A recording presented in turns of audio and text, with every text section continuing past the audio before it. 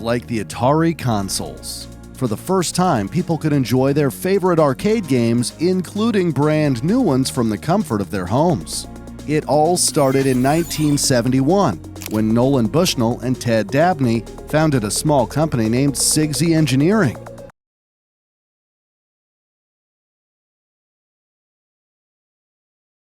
And helped to establish the video game industry along with the Magnavox Odyssey.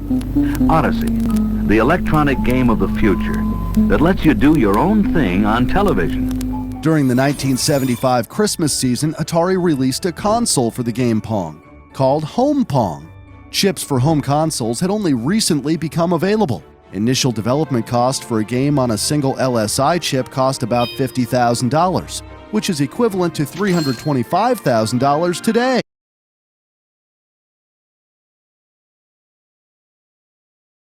With ROM cartridges, and released the Atari 2600 in 1977. At the launch, it was sold for $199, which may not sound like a lot, but today that would be equivalent to $890. It came with 2 joystick controllers, 2 paddle controllers, and a game cartridge. Initially, it came with the game Combat, and later with one of the most famous games in the world, Pac-Man. However, Pac-Man barely resembled the original, and consumers were upset. Atari is thought to have been left with approximately 5 million unwanted copies of the game. Nowadays,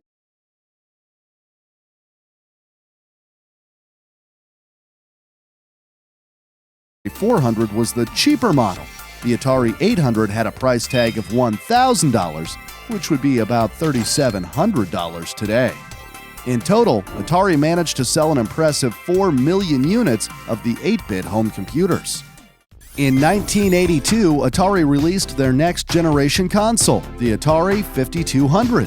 The CPU and graphics were almost identical to the Atari 8-bit computers. The Atari 5200 had a controller with an analog joystick, a numeric keypad, and start, pause, and reset buttons.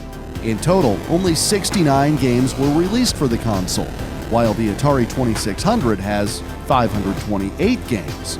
Games that players could enjoy on the Atari 5200 were Miss Pac-Man, Space Invaders, and Hero.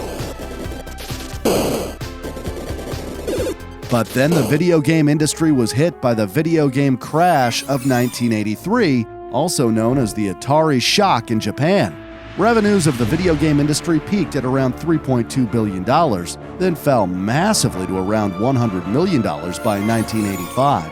That is a drop of almost 97%. Atari was losing millions of dollars a day, and Warner Communications became desperate to sell off the division. To make things even worse, Nintendo released the Famicom in 1983. This quickly became a $1 billion by 1985. That is a drop of almost 97%. Atari was losing millions of dollars a day, and Warner Communications became desperate to sell off the division. To make things even worse, Nintendo released the Famicom in 1983.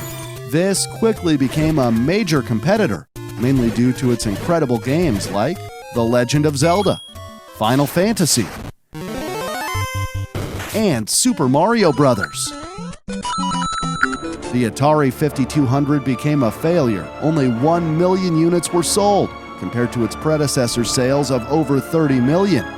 Fun fact: Nintendo and Atari discussed the possibility of the two companies working together to launch the Famicom in North America. Nintendo offered Atari the opportunity to sell the Famicom under its own brand in exchange for paying Nintendo a royalty on every console. However, the deal was never signed, and Nintendo would eventually take over the reputation that Atari once had in the video game industry.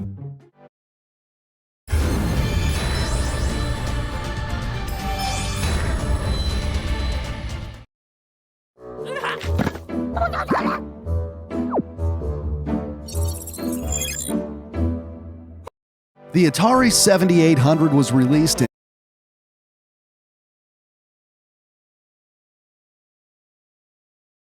in handheld game console with a color LCD screen, the Atari Lynx.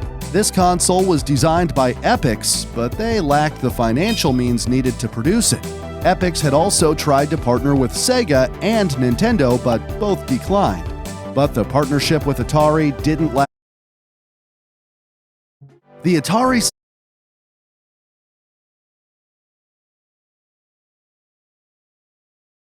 but they lacked the financial means needed to produce it.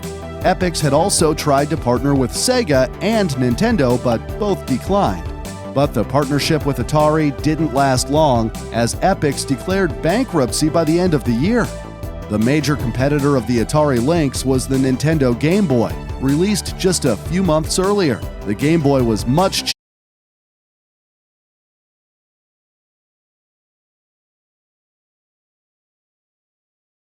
Launch price of $200, and the Sega Genesis was sold for even less, namely $190. And to make things worse, only 50 games were released for the Jaguar in total. That is about 35 times less than all the games that were released for the SNES. Games that owners of the Jaguar could play were Pitfall: The Mayan Adventure, Wolfenstein 3D, Rayman, and Doom. Atari made a CD-ROM peripheral named the Jaguar CD. Only 12 CD games were released during its lifetime. In total, only 150,000 units of the Jaguar were sold, making it by far the worst-selling console they had ever made.